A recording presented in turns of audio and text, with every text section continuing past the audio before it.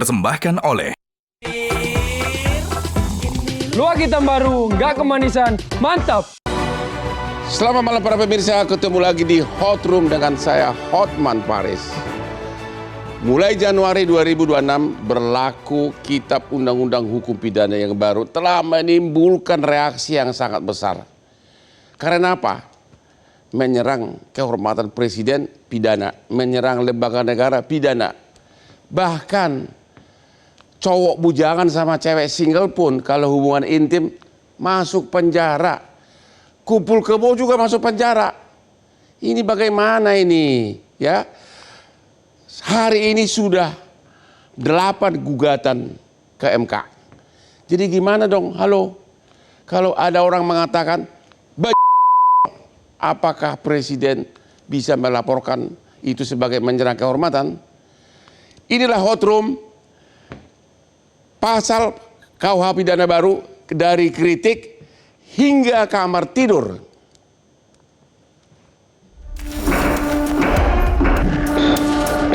Mulai diberlakukannya KUHP dan KUHAP baru, negara menjanjikan pembaruan hukum. Namun, di balik semangat modernisasi, muncul kekhawatiran, apakah pasal-pasal sosial justru membatasi kebebasan warga? Sejumlah pasal mengatur perilaku sosial masyarakat, mulai dari penghinaan terhadap penguasa, penyebaran informasi di ruang digital, hingga perbuatan yang dianggap mengganggu ketertiban umum. Masalahnya, definisi mengganggu dan menyerang kehormatan dinilai masih multitafsir. Bagi aktivis, jurnalis, dan influencer, pasal-pasal ini dikhawatirkan menjadi alat pembungkaman. Kritik sosial berpotensi dilaporkan sebagai tindak pidana, sementara proses hukum bergantung pada tafsir aparat. KUHAP baru memperluas kewenangan penegak hukum dalam penyelidikan dan pembuktian. Tanpa pengawasan ketat, kekuasaan ini beresiko menekan hak-hak sipil warga. Pertanyaannya kini, apakah KUHP dan KUHAP baru benar-benar melindungi masyarakat? Atau justru mengawasi ruang sosial kita? Publik menuntut satu hal, kepastian hukum tanpa mengorbankan kebebasan.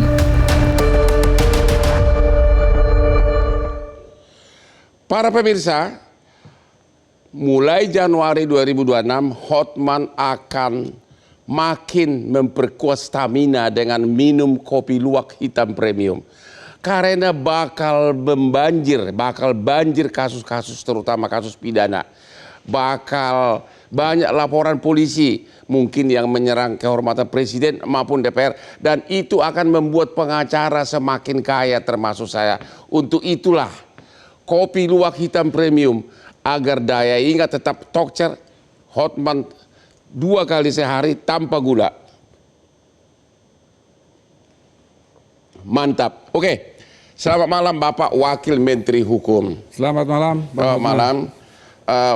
Bapak ini termasuk salah seorang tokoh hukum yang teori-teori hukum masih luar kepala.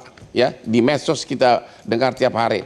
Cuma sekarang ini dengan KUH pidana yang baru, kenapa saya sudah Bapak Wakil Menteri Hukum, katanya terjadi kemunduran. Kok menyerang kehormatan presiden dan lembaga negara sekarang jadi pidana? Itu kan menghambat rakyat untuk protes dan menimbulkan multitafsir. Gimana Pak? Ya, jadi sebetulnya pasal terkait penyerangan kehormatan presiden dan wakil presiden kan bukan baru ada sekarang, sudah dari dulu. Tapi sudah dibatalkan oleh MK. Betul. Yang lama. Tetapi harus dilihat apa pertimbangan Mahkamah Konstitusi ketika membatalkan itu. Yang dibatalkan pada tahun 2006, pasal 134 bis waktu itu terkait penyerangan kehormatan terhadap presiden dan wakil presiden, karena di sana bukan delik aduan. Sehingga dilihat di dalam pertimbangan hakim waktu itu, dikatakan bahwa ini harus menjadi delik aduan. Jadi sebetulnya kita memformulasikan pasal 218 terkait penyerangan harkat dan martabat presiden itu, kita sudah merubah bahwa itu adalah delik aduan absolut. Apa maksud dari delik aduan absolut?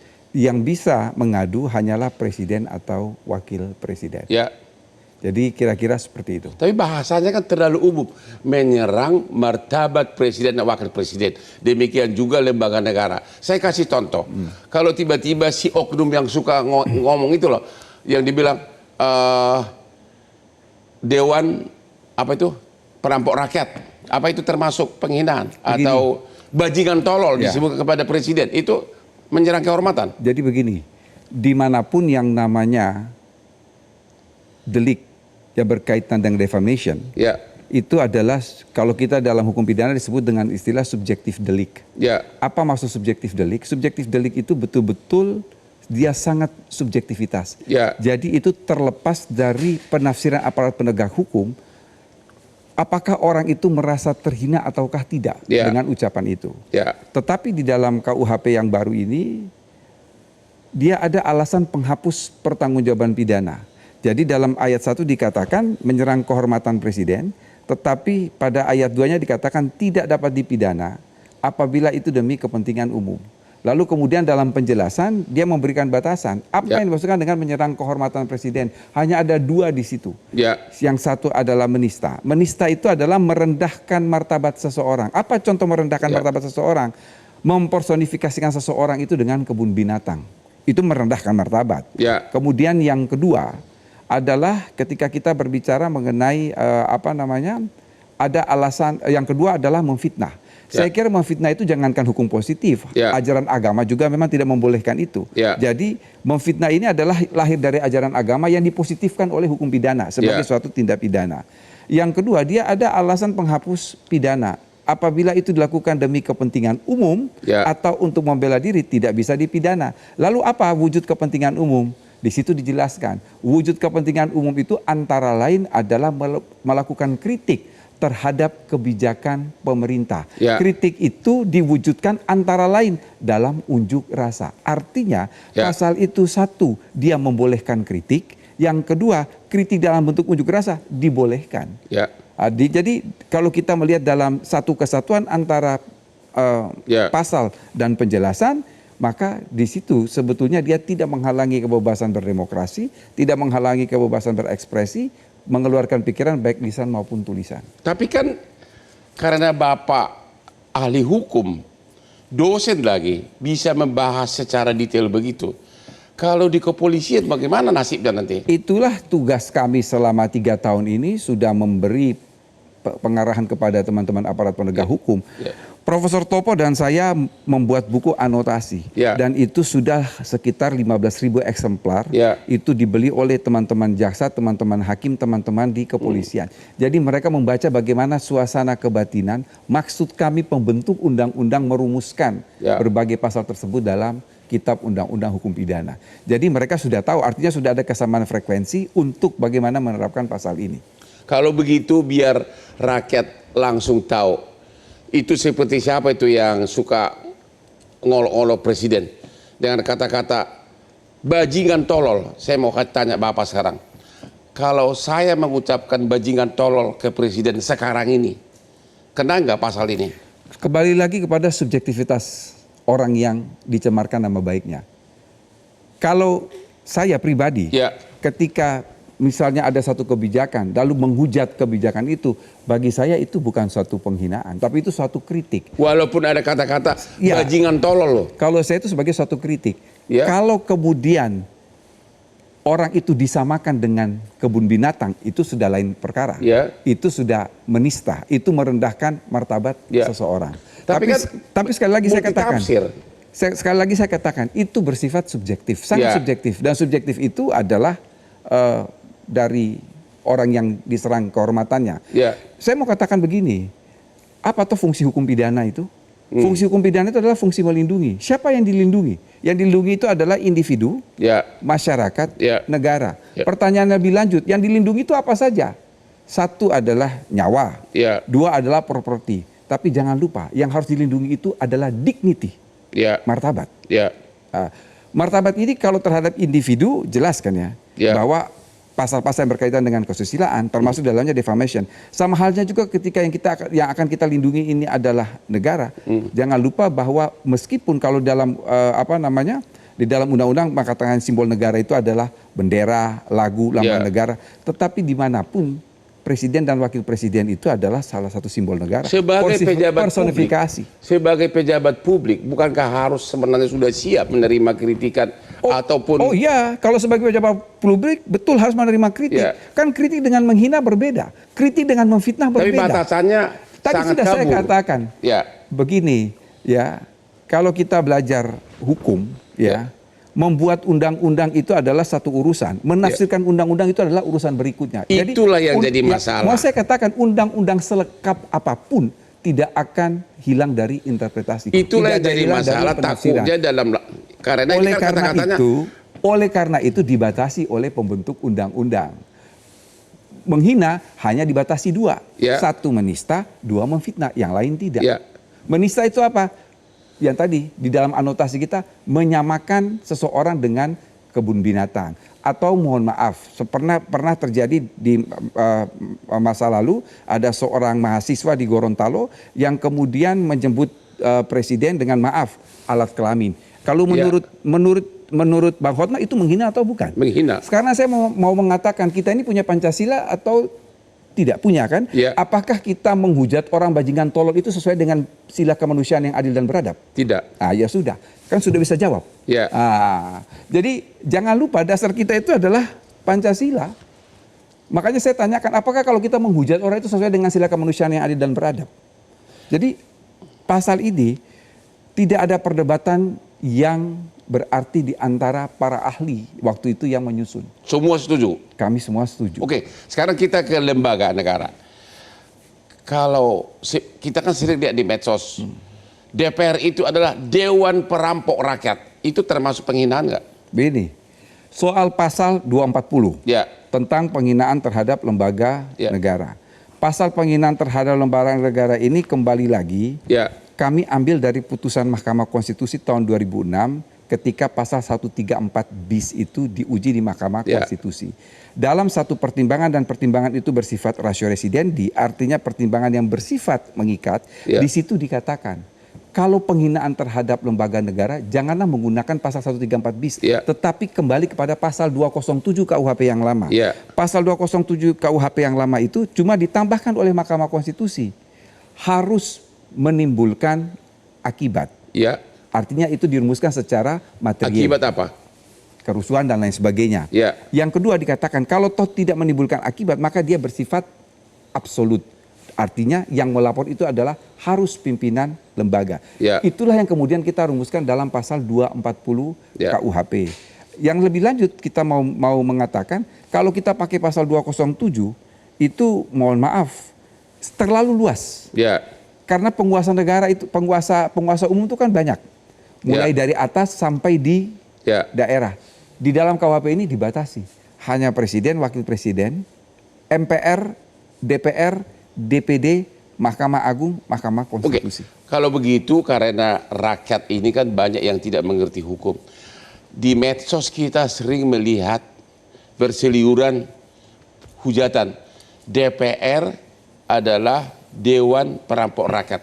Terlepas dari soal siapa yang melapor, secara perkataan dulu, itu udah termasuk penghinaan nggak dengan undang-undang yang baru ini? Kembali lagi, karena ini subjektivitas delik, kita kembalikan kepada lembaga tersebut. Tapi kan harus ada kriteriumnya. Begini, yang ingin saya katakan ada putusan Mahkamah Konstitusi yang terbaru, yang kemudian mengatakan bahwa penghinaan itu tidak bisa terhadap lembaga.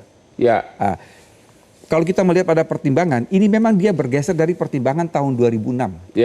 Pertimbangan tahun 2006 itu dikatakan bahwa kalau penghinaan terhadap lembaga, dia tidak bisa dilaporkan kecuali aduan dari siapa? Aduan dari pimpinan lembaga yang bersangkutan. Let's say pimpinan DPR mengatakan, kau telah menghina karena menyebutkan Dewan Perampok Rakyat. Secara kalimat, kan tadi kan mengatakan subjektivitas. Yang menentukan subjektivitas itu siapa? Saya kira begini. Kita tidak bisa menerjemahkan kata per kata, harus kan ada satu konteks kalimatnya seperti apa. Makanya itu dalam setiap perkara defamation atau penghinaan atau pencemaran nama baik, pasti salah satu ahli yang didengarkan keterangannya itu adalah ahli bahasa. Ya. Jadi tidak, kalau ahli pidana dia hanya mengatakan ini memenuhi unsur ataukah tidak, tetapi dia untuk mengatakan apakah ini memenuhi unsur ataukah tidak, dia akan menanyakan itu kepada ahli bahasa. Sekarang Bapak sebagai ahli, Bapak sudah melebihi ahli. Begini, kalau pidana, saya pun akan bertanya kepada ahli bahasa, apakah, kan kita tidak bisa menilai kata per kata, tapi kita menilai itu dalam satu konteks. Sekarang gini deh, dalam konteks sekarang pengerusakan hutan. Misalnya ada warga yang tiba-tiba, halo DPR, kau tidak mengawasi. Kalau konteksnya jelas, kamu itu adalah Dewan Perampok Rakyat. Kalau saya itu tidak mengkritik, maaf, itu tidak menghina. Itu tidak menghina? Ya, itu kritik. Karena konteksnya ada. Ya. Jadi yang menentukan subjektivitas nanti polisi? Tidak, pimpinan lembaganya. Karena itu kan subjektif delik. Dia melapor. Betul. Tapi kan ada unsur deliknya yang menentukan polisi kan? Memenuhi unsur setelah dia memanggil ahli bahasa. Dia memanggil ahli pidana. Ya kan, ahli itu kan dalam pembuktian adalah alat bukti. Dan dalam praktek ahli bahasa itu adalah pesanan dari oknum polisi. Gimana itu Pak? Tapi bisa juga ahli bahasa itu pesanan dari oknum advokat. Dua-duanya. Oke, kita istirahat dulu. Hati-hati dengan kata-kata Dewan Perampok Nasional, karena mungkin kau akan butuh pengacara karena kau akan dilaporkan. Ketemu lagi di Hot Room.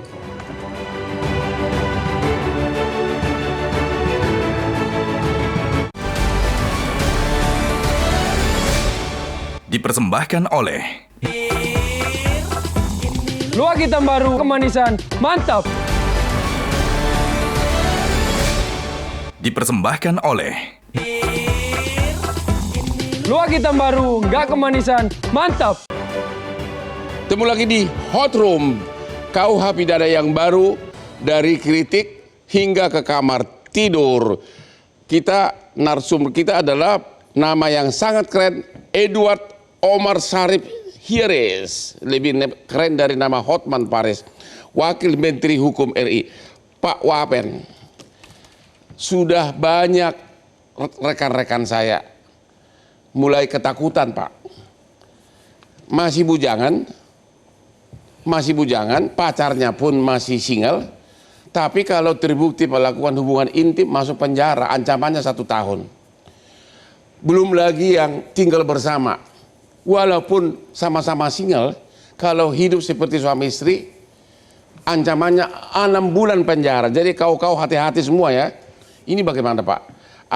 Kenapa harus dihukum orang di penjara mau sama mau, sudah dewasa, dan dua-duanya single? Ya, saya mau cerita sedikit. Ya. Pasal yang paling terakhir diputus adalah pasal soal kohabitasi. Ya. Sampai harus melakukan lobi setengah kamar. Ya. Tapi saya mau mundur sedikit ke belakang. Ya.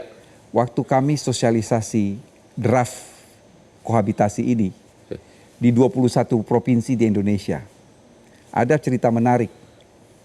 Ketika kami mensosialisasikan ini di Provinsi Sulawesi Utara, ada mahasiswa yang protes. Mengapa pemerintah dan DPR harus mengatur kamar tidur seseorang? Ini kan bersifat privacy. Oke, sudah ya. Ketika kami ke Sumatera Barat, dihujat juga. Ada mahasiswa mengatakan begini, pasal itu terlalu lemah. Kenapa delik aduan? Harus siapapun bisa melapor. Negara kita kan mayoritas adalah Muslim. Dan perbuatan itu melanggar agama, berzina itu melanggar agama. Mau sudah nikah, mau tidak menikah, itu melanggar agama. Sekarang kalau Mas Hotma sebagai pembentuk undang-undang, mana yang akan Mas Hotma pilih? Kalau Mas Hotma mengikuti Sulawesi Utara, maka Sumatera Barat akan mengatakan Mas Hotma tidak aspiratif. Kalau mengikuti Sumatera Barat, maka Sulawesi Utara mengatakan tidak aspiratif. Saya akan go internasional. Itulah kesulitan dalam membentuk KUHP di negara yang multi etnis, multi religi. Tapi sebelumnya kan tidak ada pasal seperti itu. Kenapa baru sekarang? Sesudah makin modern malah mundur lagi. Ya, begini. Alasan utama mengapa pasal itu ada, kita menghormati lembaga perkawinan yang sakral. Sehingga pasal itu ada. Yang kedua, kita batasi betul. Kalau dalam konteks perzinahan, maka aduan itu hanya boleh oleh suami atau istri. Itu kan ada di dalam pasal 284 KUHP. Iya kan? Mengapa kita tidak mengikuti 284 KUHP? Karena 284 KUHP itu hanya bisa diterapkan kepada mereka yang tunduk pada pasal 27 KUH Perdata. 27 KUH Perdata, pada satu waktu seorang perempuan hanya boleh mempunyai seorang lelaki sebagai suami dan seorang laki-laki hanya punya seorang perempuan sebagai istri. Artinya apa? Bagi mereka yang beragama Islam yang tidak tunduk pada pasal 27 KUH Perdata tidak dapat dikenakan pasal tentang perzinahan. Kawin siri gimana? Apakah kawin siri? Sebentar dulu, saya belum lanjut. Makanya mengapa pasal itu yang tunduk pada pasal 27 KUH Perdata itu dihapus. Kemudian yang dapat mengadu hanyalah suami atau istri. Jadi delik aduan yang absolut.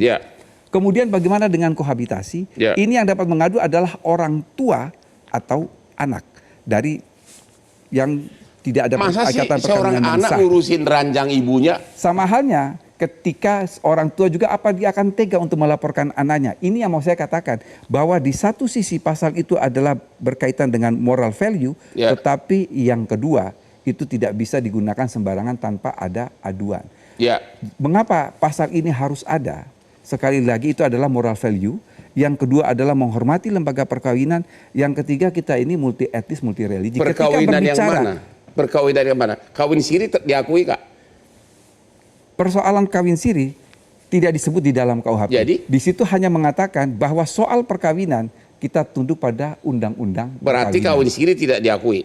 Sekali lagi tunduk kepada undang-undang perkawinan. Jadi kalau orang kumpul kebo. Jadi begini, di dalam undang-undang perkawinan kan dikatakan perkawinan sah jika menurut agama dan dicatatkan oleh berarti harus negara. Harus kawin negara. Persis, dicatatkan oleh negara. Artinya di luar itu bisa dikenakan pasal tersebut. Di luar itu bisa kena. Jadi kalau orang kumpul kebo hanya kawin siri, kena dong? Bisa. Hati-hati yang kawin siri, yakin Bapak bisa kena? Karena dikatakan di situ bahwa yang tidak dikenakan adalah mereka yang nikah dan yang kawin, tetapi kemudian harus menurut undang-undang. Ya, harus salah hukum negara. Hukum negara. Hati-hati rakyat masyarakat. Ini Wamen mengatakan kawin siri bisa diancam, dianggap sebagai kumpul kebo, benar ya? Bukan. Jadi di dalam KUHP tidak menyinggung soal kawin siri, hanya mengatakan bahwa laki-laki dan perempuan yang kemudian melakukan hubungan suami istri tanpa ikatan perkawinan yang sah. Lalu dijelaskan, ikatan perkawinan yang sah itu seperti apa? Ikatan perkawinan yang sah adalah menurut undang-undang perkawinan. Kalau punya istri, menyetujui suaminya kawin siri, secara pidana kawin sirinya tetap dianggap. Sebentar dulu, kalau istri menyetujui berarti kan dia tidak mengadu. Kalau dia tidak mengadu berarti tidak ada anaknya yang mengadu. Kalau untuk yang sudah ada suami istri, anak tidak bisa mengadu. Oh ya. Yang mengadu itu kalau bujangan sama singa. Persis. Oh gitu. Iya. Tapi jadi dimana, kita itu sudah membatasi supaya itu tidak salah tidak mudah untuk diterapkan. Dia menjadi delik aduan yang absolut. Kalau ditanya kepada kami yang pembentuk undang-undang, kami tidak akan go internasional soal itu. Begini, saya mau bilang begini ya. Isi KUHP di seluruh dunia itu sama, kecuali dalam 3 hal. Satu adalah delik politik, bagi negara berbeda.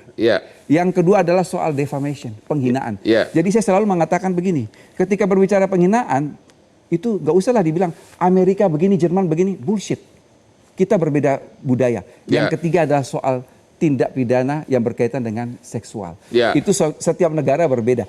Bang Hotma, Anda buka KUHP Cina. Di dalam KUHP Cina tidak ada satupun bab tentang delik kesusilaan, nggak ada. Ya, adanya apa? Tidak ada, tidak ada. Saya katakan tidak ada. Bebas. Saya katakan tidak ada. Dia tidak mengatur soal itu.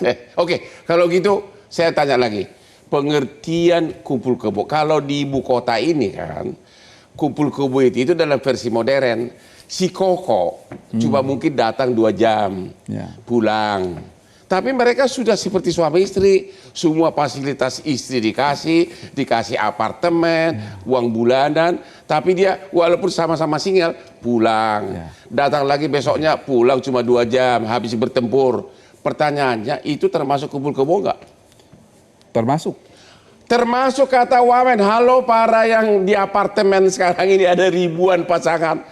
Siap-siap cari pengacara kamu. Dan ada Hotman Paris di sini. Tapi tidak menjadi soal dalam pengertian selama tidak diadukan oleh orang kalau tuanya. Diadukan, kalau diadukan oleh orang tuanya, jalan. Kalau diadukan oleh orang tuanya atau anaknya jalan. Walaupun laki sama cewek itu masih sama-sama single, walaupun si cowok misalnya si Koko Pik misalnya datang cuma 2 jam sehari, jadi itu termasuk kumpul kebo, ancamannya 6 bulan penjara. Kamu rakyat Indonesia. Jadi saya mau cerita, ketika KUHP itu disahkan tanggal 6 Desember 2022, itu Indonesia mendapat protes dari hampir seluruh duta besar negara asing yang ada di Jakarta.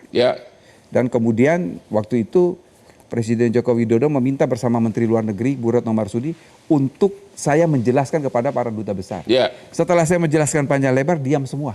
Oh ya? Karena saya katakan. Karena Bapak terlalu pintar jelasin. Bukan, karena saya katakan, kalau bicara kesusilaan Anda jangan bandingkan dengan negara Anda. Mereka diam di situ. Jadi kalau tadi saya tanya kepada Bang Hotma dalam konteks secara diametral, Sulawesi Utara meminta ini tidak diatur, Sumatera Barat meminta ini diatur. Kalau saya bukan go internasional, kita harus mencari win-win solution di negara yang multi etnis, multi religi dan multi culture. Begitu. Perkiraan Bapak bakal membludak enggak ini? Bakal banyak enggak rakyat Indonesia terkena pasal-pasal ini? Perkiraan Bapak? Kalau saya tidak. Karena apa? Karena dalam konteks misalnya yang saya katakan perzinahan yang dalam dengan 284, perzinahan itu kan sulit sekali untuk pembuktiannya, dibatasi. Apalagi sekarang dia menjadi delik aduan yang absolut, baik untuk perzinahan maupun kohabitasi. Pertanyaannya, hubungan suami istri itu harus ada terbukti kan melakukan hubungan intim? Persis. Kalau itu memang agak susah Pembuktiannya sangat susah. Jadi susah. Walaupun kumpul kebo, harus ada bukti mereka hubungan suami istri. Persis. Aduh, kirain pengacara bakal panen nih. Ada lagi pasal perlindungan ya. Kita akhiri Pak diskusi kita malam ini. Kami mengucapkan terima kasih kepada Bapak Wakil Menteri Hukum yang benar-benar analisa hukumnya sangat berbobot. Demikianlah akhir dari diskusi kita dengan Bapak Wakil Menteri. Sampai ketemu lagi di Hot Room. Terima kasih Pak. Terima kasih.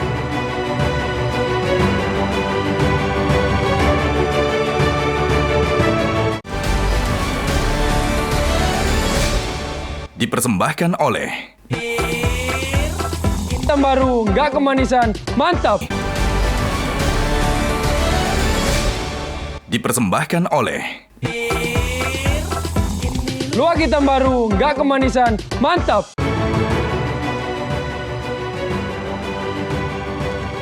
Ketemu lagi di Hot Room.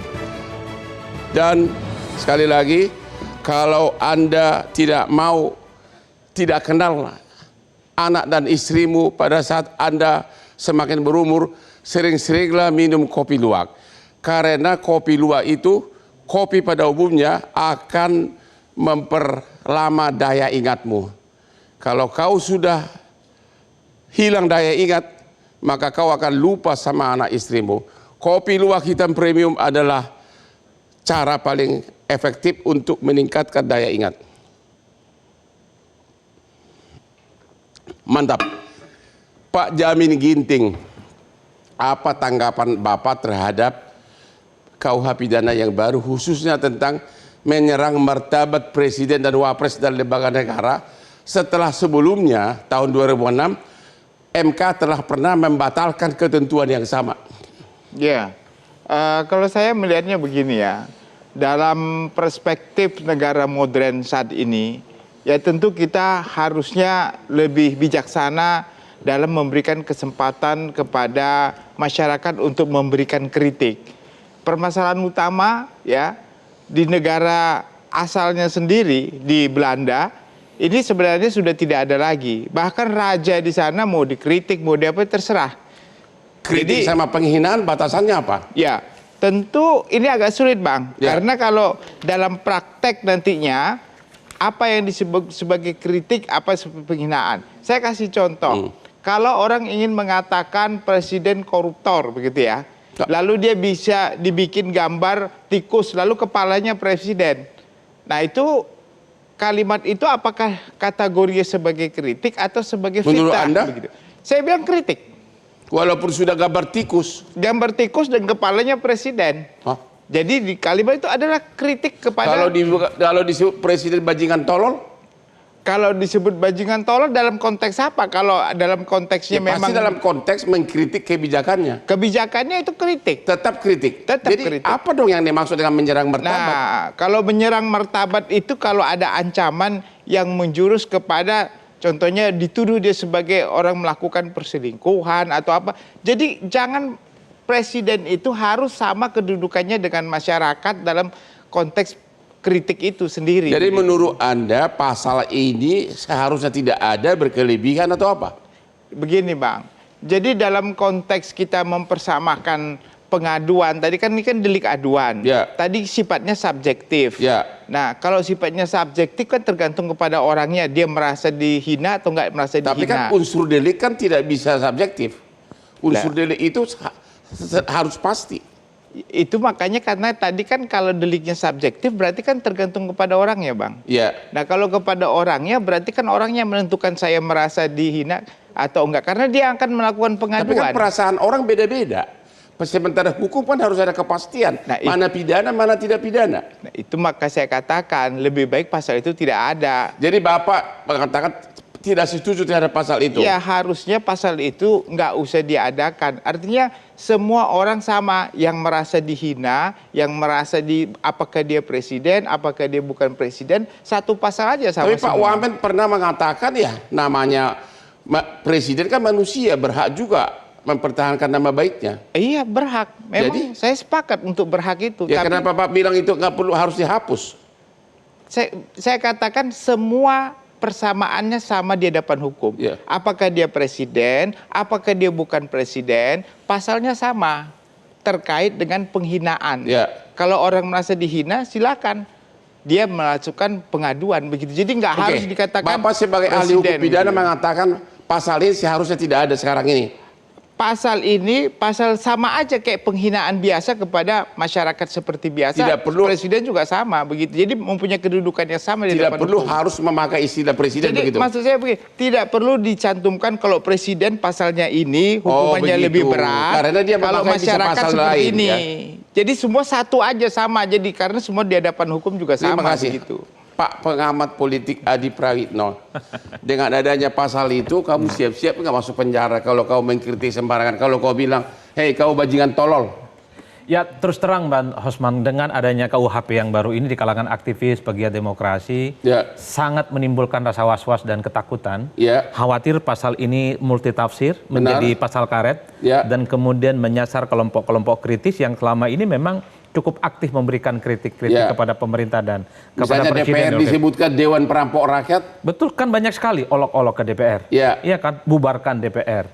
Kan sering muncul kayak gitu. DPR seperti taman nak kan nak. Bahasa orang ada juga tikus berdasi. Dan semacamnya. Yang kayak gini tadi tidak mendapatkan penjelasan secara eksplisit dari Pak Wamen. Tentu saya berharap sebenarnya dalam penjelasan pasal-pasal yang setiap kontroversial, dalam batas apa yang disebut dengan menghina lembaga, dalam batas apa yang tidak boleh menghina presiden dan wakil presiden.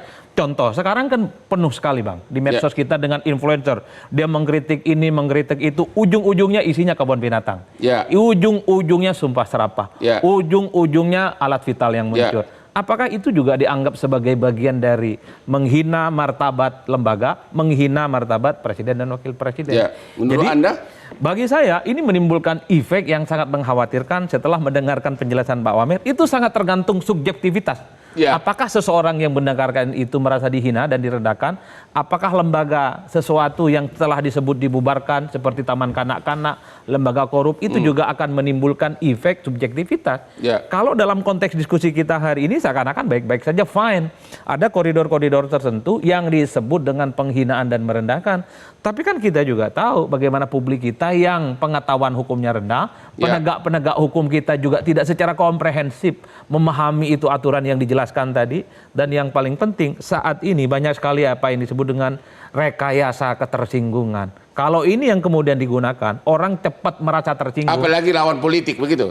Sangat mungkin. Kan kalau mau jujur, apa yang terjadi hari ini ketika begitu banyak gugatan-gugatan ke MK, protes yang dilakukan oleh mahasiswa, apa yang mereka takutkan adalah efek dari kecemasan bahwa... Jadi menurut Anda ini suatu kemunduran? Ya jelas ini mundur, makanya kemudian digugat. Karena tahun 2006 aja MK sudah menghapuskan ini pasal kemunduran, yang sama. makanya banyak digugat dan kemudian banyak menimbulkan kewaswasan dan ketakutan. Nah, sambil kita menunggu bagaimana proses di MK, saya kira perlu ada penjelasan yang lebih eksplisit dari kawan-kawan kementerian dan DPR khususnya. Sudah nggak bisa dijelaskan undang-undangnya, ya sudah minimal final. pada level aturan-aturan turunannya. Yang disebut dengan menghina satu kebun binatang, yang disebut dengan fitnah itu apa? Terlalu panjang, nggak mungkin. Terlalu panjang ceritanya. Kalau nggak begini jalan ceritanya wajar. Kalau kemudian KUHP yang baru itu dianggap sebagai instrumen yang ini cukup memberangus. Tapi tadi demokrasi. Saya dengar kabar baik, mungkin juga bagi Pak Jamin, tadi waktu istirahat Pak Wamen bisikin kemungkinan besar ini bakal dikabulkan gugatan MK dan oke-oke aja. Artinya kemungkinan besar gugatan agar pasal mengenai penghinaan presiden akan dikabulkan oleh MK. Ya kalau itu yang terjadi Anda ini setuju? adalah kabar baik. Ya setuju. Himbauan Anda ke MK apa? Kan banyak sudah. Kalau Anda memang, gimana? Kalau kawan-kawan itu mentok, kita nggak akan ke MK nanti, akan menggugat pasal ini. Kamu setuju MK membatalkan pasal ini? Ya, saya katakan sebagai dosen, ya harus disamakan. Jadi nggak perlu ada spesifik begitu. Setuju nggak bahwa pasal khusus mengenai penghinaan terhadap presiden dihapus oleh MK? Iya, setuju ya. Temu lagi di hot room. Dosen sama politisi sudah mengatakan itu. Temu lagi di hot room.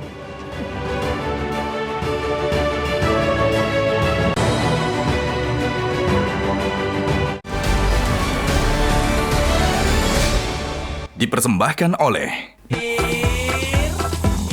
Luak hitam baru, nggak kemanisan, mantap. Dipersembahkan oleh Luak hitam baru, nggak kemanisan, mantap. Temu lagi di hot room Pak Jamin Ginting, Profesor Hukum Pidana. Di Jakarta ini khususnya banyak wanita hidup dari dikip, istilahnya dikip, atau ada lagi yang open BO. Padahal KUH pidana yang baru mengatakan hubungan ranjang walaupun dua-duanya single bisa diancam penjara 1 tahun. Yang kedua, banyak juga ribuan apartemen dihuni oleh cewek-cewek. Si cowok cuma datang sekali 2 hari atau sekali sehari 2 jam. Tapi KUH pidana mengatakan kumpul kebo 6 bulan penjara. Ini bagaimana ini Pak ahli pidana?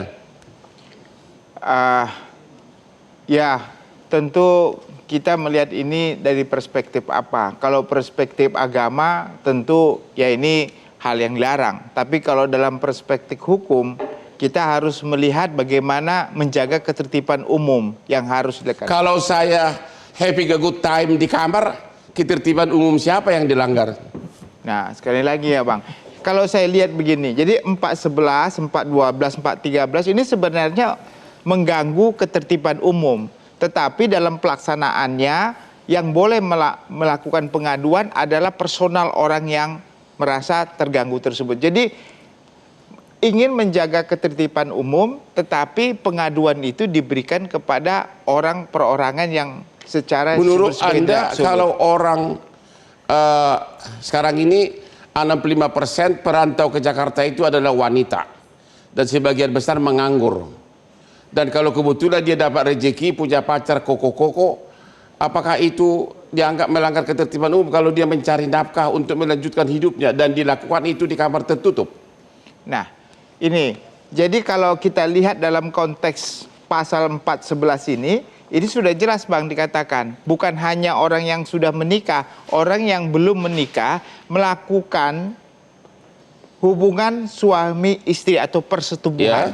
Jadi nggak ada lagi exception di sana, dilarang melakukan persetubuhan. Dengar tuh semua tuh. Dilarang. Walaupun kau belum nikah, walaupun kau single, dua-duanya kamu terancam 1 tahun dan atau 6 bulan penjara. Agar semua masyarakat tahu ini. Pertanyaan berikutnya, kawin siri. Tadi kata Pak Wamen, pengertian perkawinan dalam undang-undang ini harus perkawinan yang sah menurut hukum negara, yaitu sah menurut agama dan dicatatkan Pertanyaannya, berarti menurut Pak Wamen tadi kawin siri tidak dianggap sah menurut undang-undang KUH pidana ini, menurut dalam undang-undang ini. Apakah seluruh yang kawin siri walaupun nikah kawin siri sudah lama kena pidana?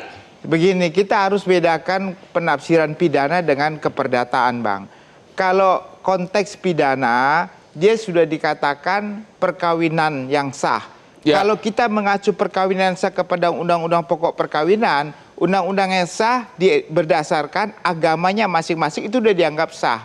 Jadi kalau agamanya menganggap itu suatu perkawinan yang sah, maka kalau KUH pidana dibilang tidak sah, tidak boleh. Tapi kan dalam pengertian hukum perkawinan itu hanya satu, perkawinan sah menurut hukum negara. Enggak, perkawinan yang sah didasarkan kepada agamanya. Itu sudah dianggap sah.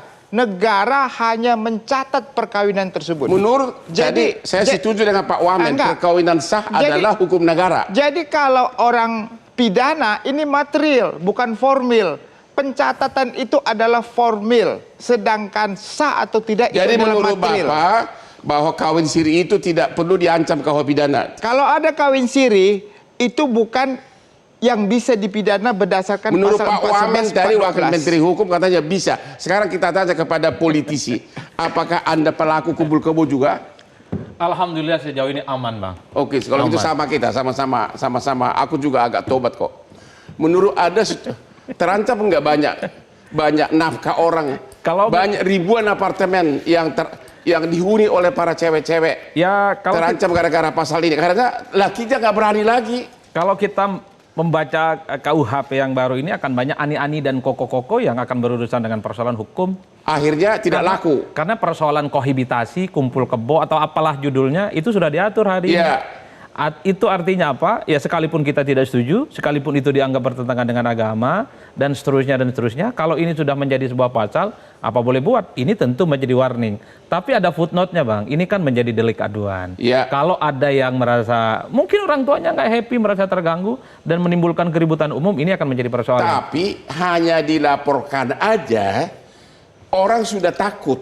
Hanya dilaporkan aja cowok-cowok pengusaha, hanya dilaporkan aja namanya sudah tercemar. Daripada tercemar, mendingan jangan berbuat. Begitulah akhirnya kasihan ceweknya. Jadi harus ada kontrak, Bang, sebelum kumpul kebo kalau begitu. Kontrak, jangan ribut, jangan bikin aduan.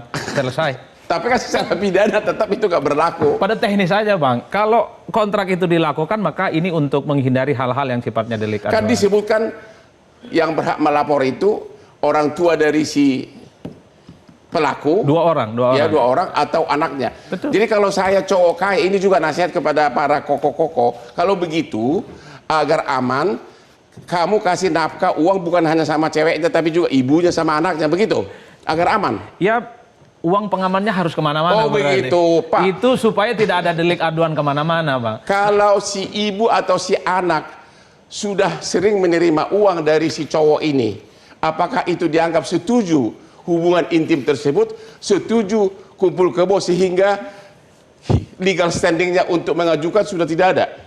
Kalau pidana itu kan, Bang, terkait dengan perbuatan materialnya. Jadi tidak dilihat apakah dia sudah terima uang, menyatakan persetujuan atau setuju. Kalau dia setuju, dia harusnya tidak melaporkan. Kalau dia melaporkan, berarti tinggal memenuhi apakah unsurnya terpenuhi atau enggak. Tapi kan mungkin saja karena setorannya kurang, si ibu marah. Ya itulah makanya nggak tergantung kepada penerimaan uang. Dia menyatakan menerima uang artinya dia setuju, tidak. Kalau dia setuju dia tidak akan melaporkan. Jadi bukan dasarnya itu dia terima uangnya begitu. Waktu kita sudah habis.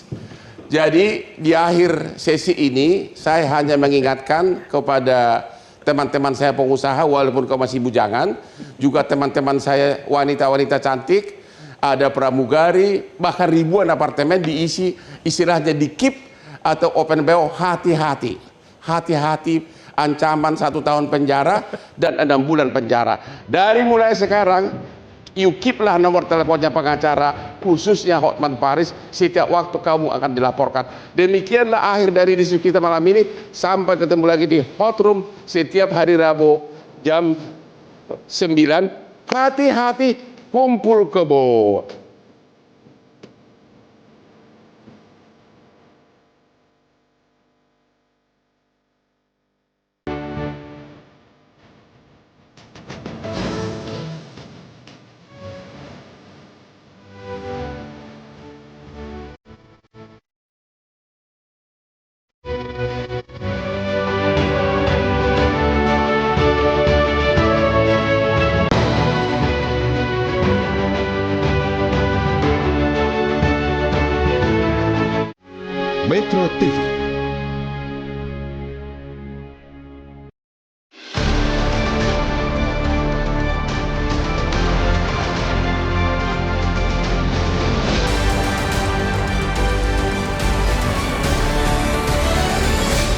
dipersembahkan oleh Luwak hitam baru, nggak kemanisan, mantap! Jelajahi cara baru mendapatkan informasi. Download Metro TV Extend sekarang.